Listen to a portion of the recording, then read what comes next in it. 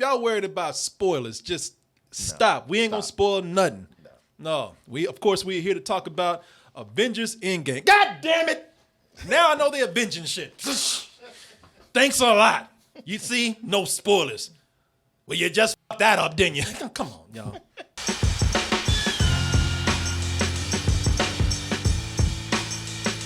Exactly what he said he was going to do.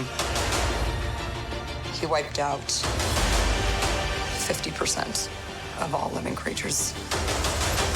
I like that hit that y'all had called Classic Black Tea with the White Logo. That was my favorite. Yeah, you can download that on dtmerch.com. That other hit you had, I wish this was a stew pot. You remember that? Yeah, I heard that on Spotify. Yeah, man, on Spotify. Yeah, go to DT Merch, man. Download all those hits right there.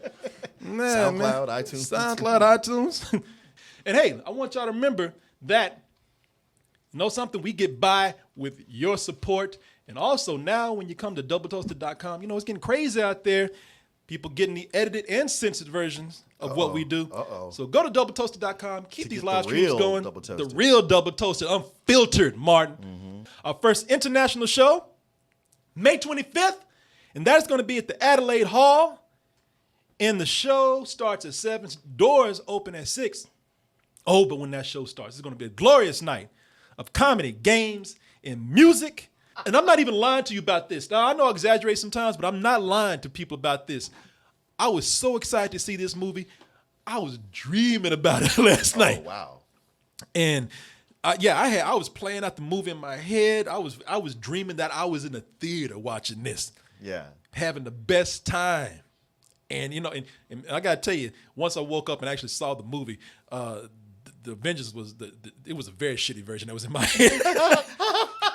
You want a spoiler? Don't watch the movie that I was dreaming about. Let's just see if this movie was a dream come true for myself, and I bet even Martin over here. Let's watch the trailer that everybody has seen. Let's just do it one more time. Sure, one more time. Just get that feeling again. Oh, nostalgia's sake. This is the fight of our lives. This is going to work, Steve. I know it is. Because I don't know what I'm going to do if it doesn't. He ain't going to have a job. I ain't got no other skills. Got out really big. Is this an old message? Ant-Man, I know you know that. It's the front door. That's me. Can you buzz me in? Oh, Corey, where is that? They've been asking me all day. How long? We know it's gonna be probably about a 5-minute shit. Nah, let's be adults about this. Because what happened today? I wanna level myself down. All y'all out there, everybody at the movie ain't even out. All y'all taking care of that shit on your own. Everybody doing that right now. Everybody want to hear one thing. You want to hear that this is the greatest movie ever made. Martin, I even heard that they canceling movies after this. This is the last movie review extravaganza.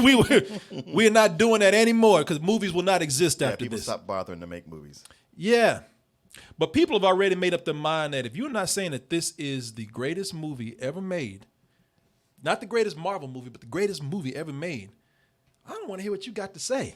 And if that's your thing right now, you don't want to sit up here and you want. If we're going to disappoint you by not saying that, then yes, that's the only spoiler you're going to get. You might as well go ahead and leave right now because I'm not going to. I can't speak for Martin, but I'm not going to come out and just be so hyperbolic and fanboy out at this moment.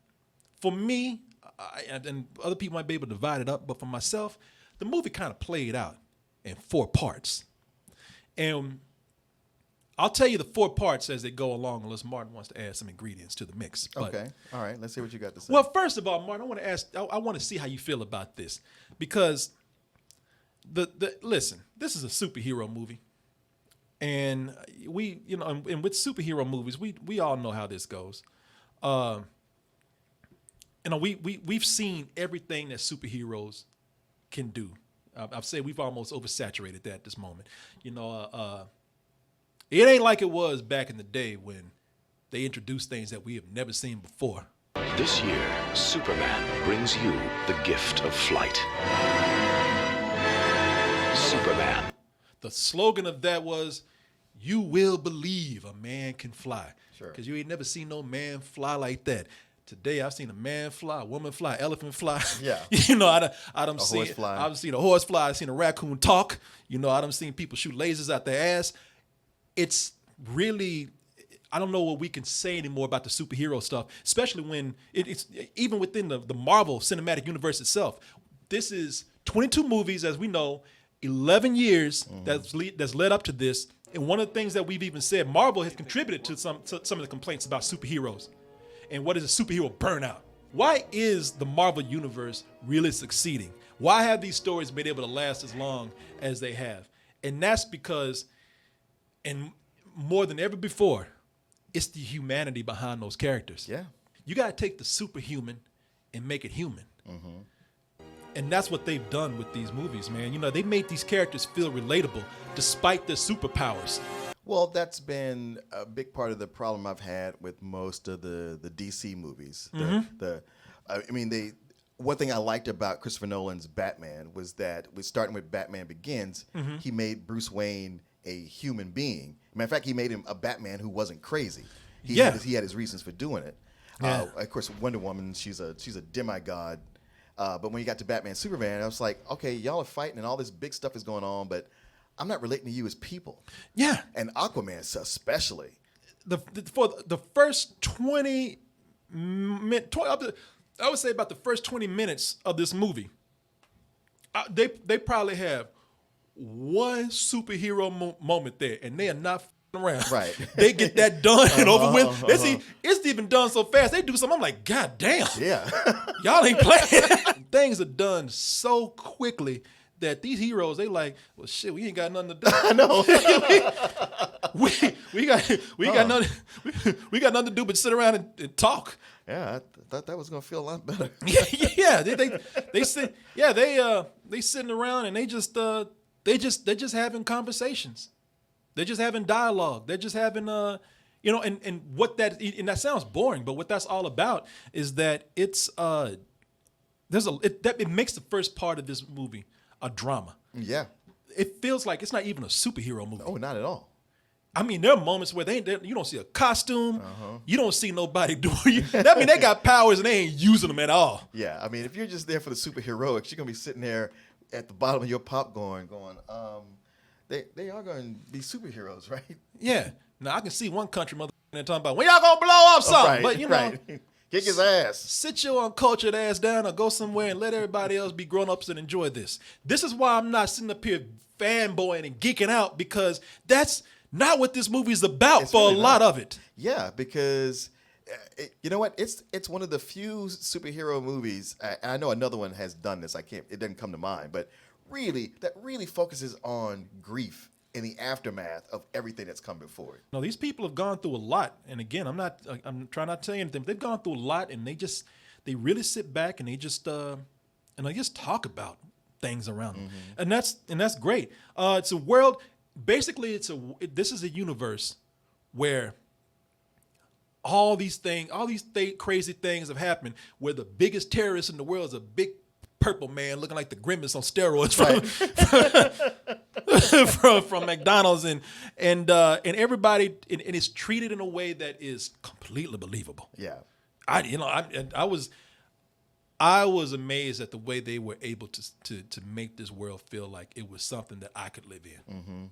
By the time we get to once we get past that part, and once the movie starts to pick up its pace, then that's when we end up with a movie that turns into pretty much, they talked about Infinity War being a heist movie. Yeah. Heist, right? This is a heist film. Yeah. And again, I don't want to tell you too many details, but this is a heist film. And this is actually a love letter to the fans who are with these movies from the start. And it moves quickly. It moves very fast. This is the chunk of the film where it's going to take up the most of that 3 hours, and it's going to use it up to where you don't even feel it. Yeah, did you feel that? No, I didn't, because they had a perfect mixture of. Which you didn't feel that you didn't feel like the 3 hours went by very fast? I did. Oh, okay. I'm I sorry. thought you meant you said did I feel it? Like did I feel the 3 hours? Oh shit! Tony and Cap about to go at it again. Felix, what you doing here? It's a perfect formula of adventure and humor and callbacks, but all the stakes are there. The Russo brothers, they really know how to interject humor so that it's not dour or taking itself too seriously, and yet not cutting the tension so much that you feel like it's none of it matters. The humor is interwoven into what people are doing, unlike the Joss Whedon stuff where it's like, hey, I'm going to stop the movie to make a geek reference joke. Yeah, exactly. To please my fans, and now back to our regularly scheduled program. Yeah. No. It's none of that, man. But, once it's all said and done, this is a comic book movie. Mm-hmm. Yeah. And it's almost like the Russo brothers like, oh shit, that's right, we gotta make a comic book. and there's bits of it in there. Don't get me wrong. There's definitely elements of it in there. It's just interwoven into the story so well that it feels like it's way above your average comic book movie. Oh yeah. It's like this, almost like damn, man, y'all need to quit trying so hard. Oh, now I see why my kid liked comic books so much. Yeah. Damn, I shouldn't have whipped him with a belt. But by the time you should have sat down and read. Oh, this can be literature. But by the time we get to the third part of this movie, like I said, it's in 4 parts. By the time we get to the third part of this, that is where we do have a bona fide superhero film. You can describe it as probably the most comic bookiest movie you've ever seen. And by that argument, you could say that it's probably the greatest comic book movie that you've ever seen. It's if you said, okay, but what if they made one of these comic book movies and they had an unlimited budget, and they said, that's what we got. Well, let me show you. And can't nobody stop it. It's like somebody took it's like somebody went and took everything that you remember great about going to a comic book store and filming it. Now, when I said that this is not a nerdy movie, that's when they pull that nerd dick out and just go at it, man. By the end of this, it is probably the greatest comic book movie that you've ever seen. And I'm not even saying because of quality. The quality is there, but I'm saying just because of what they accomplished. You've never seen anything like this. It's funny watching this movie, because I was like, man, almost every theory I heard about this movie was wrong. Like nobody's theories were right because there's so much going on. But everybody's wish list, or like, oh, I wish they would do that, or it'd be cool if they did this. Yeah, it's like all of it's in there. Like they heard everybody on the internet or just talking to their friends and saying, okay, write that down. We're gonna do that. We're gonna do that. We're gonna do that. There are 80-year-old man out there who's like, I'm glad I got to see this before I die. I got to see the first black president, and I got to see this. Never in my wildest. This is for what they accomplished just in quantity. You have never seen it before. Now, I'm not saying you won't ever see it again. You might. Man, what would it take to do this again? Because it's like anybody who was a major or minor character in an MCU movie, not a villain, found a way in there. It's like if you weren't in this movie, then you weren't shit. All I know is that DC's outside the theater looking and just like.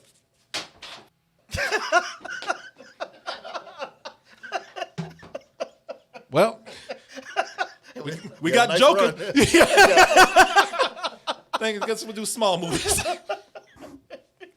Oh, that's so adorable. Yeah.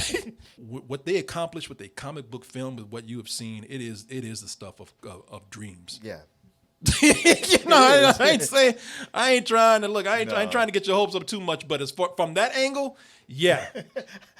Yeah, I love that if you dreamed about the movie, your dream is weak compared to what they My do. dream didn't even come close to what they did.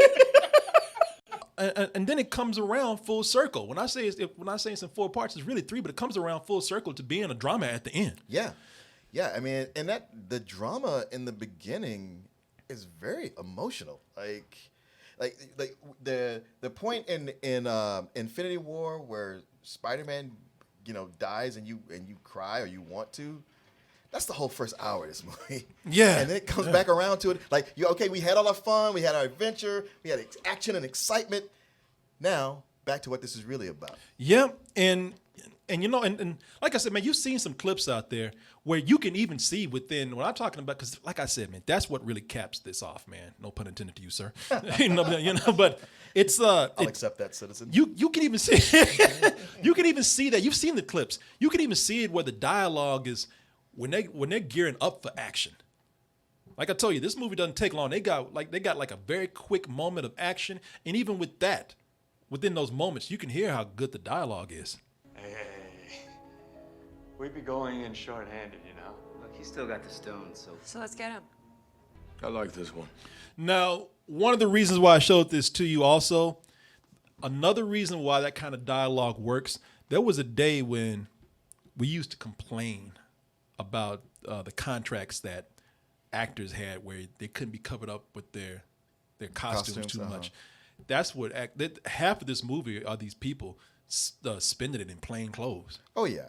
No, they work that to their advantage. Yeah, no, that's that. If you notice right here, it makes more sense that they wouldn't be in their costumes all the time. yeah, exactly. Yeah. Those costumes only come on when they really got to kick ass. But they're sitting around making plans, having dialogue, checking on each other, being friends to each other, supporting each other, arguing with each other. And a lot of it is done with them wearing these clothes, not even fancy clothes, shit from Target.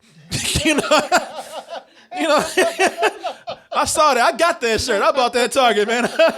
You probably seen me wear that shirt before. You get to see them so much as just regular, real people that you really feel for each one of them. You have a stake in each one, and when it looks like they might be on the chopping block, your nuts are kind of in your stomach. You're like, yeah. Oh no, not her. No, not him. Yeah. Thor is a god dressed like a homeless man. You know what I mean? That is great, and that actually fits his character. Oh, yeah. In this film, won't say any more about that. But when they came back to being like a full-fledged drama at the end, they had some things where, man, it played out like it was not a superhero movie at all. Mm-hmm. There was an exchange between two characters in here that they could have milked. They could, believe me, you don't know those two characters when you see them. Yeah. They could have milked that scene for some cheap emotion, and it was played out like it was just two regular people from a completely different film. Yeah. And when I saw that, that's where I really had respect for this film. And that's where the big question comes in, because a lot of people, I did a couple of Facebook live streams today. And when I got out, I did one telling people about the movie. No spoilers. The big question I got, they said, "Did you cry?" And I gotta tell you, man, I say I cry in movies all the time, but I didn't really. I can't. These days, it's hard for me to do that. I mean, in Sri Lanka, they just had 200 real people die. Yeah. So it's kind of hard for me to sit up here and cry for fake people. But when they got to the end, my allergies started to kick in, and it was and some pollen probably got in my eye, and it got I had to, tear ducts had to clean them out. But I didn't cry. Okay, allergies. Yeah, my allergies went off several times in the movies, but I was sitting between a bunch of critics, so I was able to keep it together. Yeah, and when I said, it was probably like, this is emotional. I wasn't like, oh my God. No, I know some people are crying. I'm not. It didn't move me like a lot of people are saying. Like a lot of people say, I cried several times. That wasn't me in the film. Probably for some of the complaints I had. You got complaints? But yeah, I'm sorry. It's not. I can't say the movie's perfect, but I would say for what it was doing, for people who are coming in to get what they want, it's definitely serving its purpose. Chris Evans, man. Chris Evans as Captain America, a.k.a. Steve Rogers. Steve Rogers has grown into probably the most real-feeling character that they have. Right. He's the heart of the whole franchise. Yeah. He's got powers, but he's probably the least exaggerated. And that has a lot to be said, just almost seeing how just Chris Evans has grown as an actor. Now, maybe it's because he's the most, he's trying to stay the leader. He's the most mature guy. He's patient with everybody. But it really, for him being, Captain America, he's really played more like a human being than a superhero, and I think that goes to Chris Evans. I would say the same thing for Scarlett Johansson as Black Widow, man. The both of them are together. They just have so many scenes where they're the emotional anchors. Well, it just seems like the Russo brothers know how to work the two of them together. Yeah. Tony. He's still shit talking Tony. You know, that's just gonna be Tony. But I would say that there are surprises with him that you will not see coming in the movie that adds so much to his story arc. Mm-hmm. You know, he's just when you think you know this guy. You don't. Least said about Tony, the better, because he has some very life-changing things going on with him, and he has a very great story arc that's happening there. You actually grow to love him in the movie, man, you know, more than you probably ever have before. Same thing with Bruce Banner, Mark Ruffalo, man. Mm-hmm. He's probably, going where Tony is becoming an adult more and more and more. He's the smartest man there. He's just goofy. He's just getting, he was hanging out with Thor too much. He's just getting kind of stupid. But as the movie goes on, he becomes more mature. Yeah, he does. No, he does. And but I would say that you're probably going to be endeared to Bruce Banner the most in this movie because this is the funniest. Yeah. This is the most personality that he's ever been. You know, he's usually been out. He's been that runt of the lit in the background talking about, I don't know, guys. Like, shut up. Okay, no, I didn't mean that, man. So, calm down. You ain't mad, are you? Yeah. I mean, hey, man, we'll get ice cream after this. But he's very funny in the movie, man. Really, I'm speaking for myself, but I'm sure a lot of people are going to enjoy him as much as I did in the movie. He's one of my favorites. With all this tragedy and drama going on, that raccoon felt right at home. Rocket fit right in, and he even had some of his serious moments. It was by the end of this, it just seemed like forget Rocket. Whenever you see a raccoon in your trash, you're gonna be like, hey, what's up, and expect him to talk back. Love you in the movie, man. It just seemed natural. He'll talk back. Yeah. Get the away from me. Thor is just an idiot now. He's just embraced stupid. He is a straight up comedic character. That is what they said. He's kind of funny. He has his humorous moments. Nah, he's comedy relief right now. However, that's made his character more sympathetic than ever. Yeah, I mean, he's comedic, but I could just so see the tragedy through all that. The jokes just kind of start to hurt me after a while. Yeah, it didn't hurt me. I was laughing his ass the whole time. I feel for you, man, but you dumb as nothing's going to prepare you. Yeah, you won't be prepared. I'm telling you. For where this goes, man. And because they made him, it sounds like I call him an idiot that I'm criticizing. Because he's kind of an idiot character right now, this is the most relatable that he's ever been. Well, they do something with him that seems like a one-note joke. Like it's a one-off, kind of extreme, and it's kind of something that tends to happen more with Guardians of the Galaxy. Yeah. Except they don't do it as a one-off. They keep it going, and then they go into it. Like they fully embrace it and develop it into something. Yeah. Now, listen, like I said, for a lot of people, it's going to be the perfect movie. And I'm not here to take that away from you. I'm telling you just some things that I saw that I thought they could have done better. And those are personal things for me. Don't think that I'm trying. Man, the moment you say, well, I think, you just ruined the movie for me. I wanted you to say it was amazing. I'm curious as to what bothered you. Well, I mean, for one, I thought Hawkeye is another character that has a lot more to do in the movie, and he plays a pivotal role in things. I thought that there was a certain thing that they showed with him that just went so quick. Jeremy Renner's great too. I think there's so much going on in the movie that he's probably one of the characters to really take a turn from what he used to be. Yeah. And that part kind of felt rushed to me. It's funny you say that because I thought that for a bit, and then I was like, well, wait, when I think about where he started and things that were said in Avengers, this is not that much of a departure from where he was. Yeah, for me, because I know, I mean, like I tell you, Avengers is one of my favorite movies. I watch it over and over again. I just thought, wow, this character has, they'll probably do something where maybe they'll do some show where, the Hawkeye Hour or something, where he goes off. I think they are supposed to be doing a and you Hawkeye see his show. adventures, and I think you're going to need that because for me in the movie, it felt rushed. But like I said, man, like Martin, it didn't bother Martin, so, some people out there. I saw that. Don't get me wrong. I saw that. I even thought that same thing. But then the more it went on, the more I thought about it, I was like, actually, this does make sense. But it would have been nice to spend more time with it. But there were bigger, Yeah. bigger issues on the table. Oh, yeah, exactly. I'm not saying it's not going to bother a lot of people. Just for me, I thought, wow, that where everybody felt natural. That's the one I felt like, that was interesting, and that kind of doesn't feel as real as all these other people. However, when he gets into other roles, he's great. And I kept telling y'all, man, he shows how they can do a PG-13 Punisher. Yeah. Y'all thought you're crazy, Corey. They can't do that. If Disney ever wanted to do a late night PG-13 Punisher show and push it, Hawkeye showed how they could do that. I just still don't think Captain Marvel is that great of a character.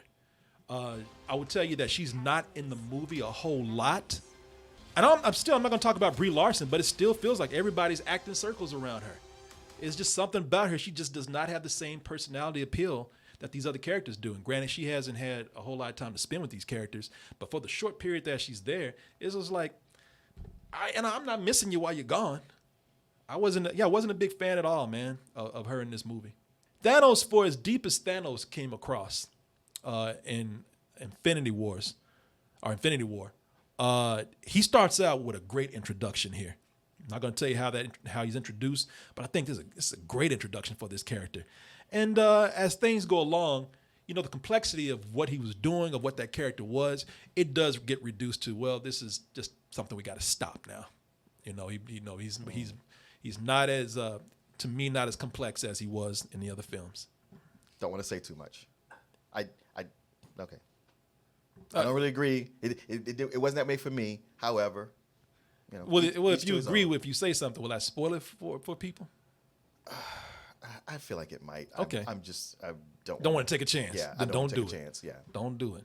There are some unexplained things in here. There's something they do at the beginning of the movie where it's done just to get things going in the direction they wanted to, and there was no explanation for that at all. It's a small thing, but it's like, man, how this feels like a coincidence more than a natural part of this story. The movie feels so real in some parts, even with all the the big stuff that they do, that when they do something that doesn't really make sense, again, it stands out. They still do this thing where they go to planets where gravity is the same and oxygen is the same, but yet the reason why it stands out, because in some other parts science will kick in and people be like, well, we're going to run out of oxygen here if we don't do this. Oh, space requires this. But yet you can just get out, you get out of something that requires oxygen and this, and you can just walk in on an alien planet where, everything is just like Earth. So, things, and like I said, those have been things for me. When they're doing that heist part, it's a lot going on. It's a lot.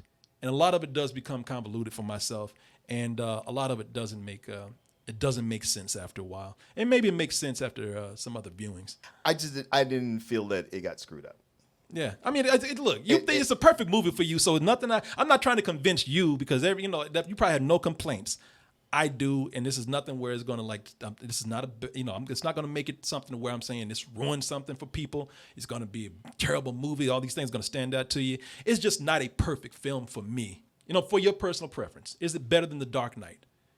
And I would say, for myself, Dark Knight is still one of my favorite movies because the story is so tight in that. That's one of the great reasons why this is considered to be one of the greatest superhero movies of all time. It's almost like how Get Out is a great movie in a way where everything makes sense, falls into place, questions are answered. It just fits. Like I told you about the certain elements of this movie, it doesn't always fit. And you can kind of feel it. If you're like me. So it's not, again, to me, Dark Knight is a perfect film. Some people say it's too long. It's a perfect film for me. Yeah, it's got a fourth act that's completely unnecessary. See, I don't think so. I really love that fourth act right there. It's a good fourth act, but it would have been better. I like it. Had it been saved for I want another movie. it. I want it. Don't take that from me. I ain't taking Endgame from you. This is, like I said, man, this is something you've never seen before, and what they pulled off is just shy of almost what we would call a cinematic miracle. This is right up there with almost being a better than sex film for me, but for the reasons that I gave you there, which again, the things that just for me, it's right below that, man. It's probably the highest full price that I could give. But yeah, I love the movie, man. It's great. And I'd be a fool not to tell somebody not to go see it. My wife even said, man, that was really cool. One of the things you appreciate if you've seen all the movies, which a lot of people have, but those deep cuts and how far they're willing to go back to things. Can I tell you what my wife said about those things? What? She said, because I only had to do this twice in the movie. I leaned over to her and I whispered and said, this is a reference to that. This is a reference to that.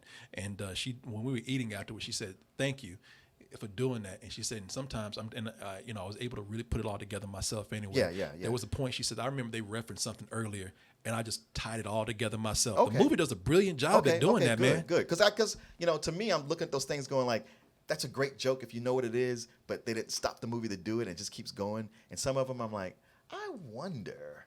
But usually it was something that's one of the big movies that everybody's seen. I did feel the length only because I'd stayed up too late playing Castle Wolfenstein, so I was tired when I saw it. See, Martin, I'm gonna be you. I didn't feel it. I don't feel nothing. And I'm being serious. I didn't feel that 3 hours at all, man. Payoff is so worth it. Yeah. And it really does know how to open up Yeah. in such a mature way. Because if you could all right, let's see some action. And like, just sit your ass down. Oh, okay, you got to do this part. But where's the action? Nope. Why you keep making me cry? I just want to see the superheroes. Okay, now it's happening. And they do a pretty good job of giving everybody. I mean, you got your main characters who get most of it, but as it goes on, everybody gets a little something. No matter who your favorite character is, they're gonna do something you like in there. Do I like it better than The Dark Knight? No. But as far as a superhero movie goes, is it better than The Dark Knight? In my opinion, hell yeah. Never, like I said, on this scale. Yeah, I feel like they're almost too different to compare. Look, if nothing else, it's fun.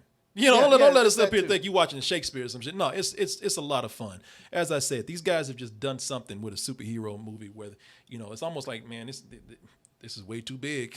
We cannot mess this up. Well, they made it as if this was going to be the last superhero ever made, as if the new government said, okay, no more of this. You get the one last one, and they just put everything they had into it. It's an incredible accomplishment, and you got to go see this. Martin, better than sex? Better than sex, yeah. Yeah. I can't think of a good reason not to.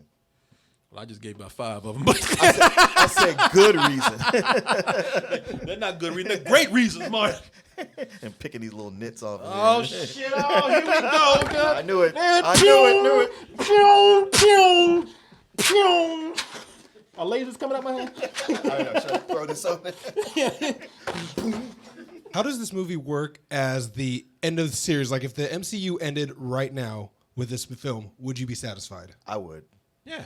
Yeah. I honestly left feeling like I don't need to see another superhero movie because they won't be better, and this had a good signature on the end of it. They do such a great job at not only bringing stories around to a great wrapping conclusion with characters too, but they do a way of passing on things that you do want to know where that goes. Now, if they don't do it, that's fine. But they do such a great job of passing the mantle to future characters that are going to be on, going to be part of this next phase that you do want to see it. But is it necessary? No, it's not necessary. They can end it right now. They tell that story so great. Avenge us by subscribing to this channel. And if you really want to be our hero, go to doubletoasted.com and subscribe over there. You'll also find the long form version of this video uncensored, along with the live streams that we do almost every night of the week. Support us at dtmerch.com. And remember to always stay toasty.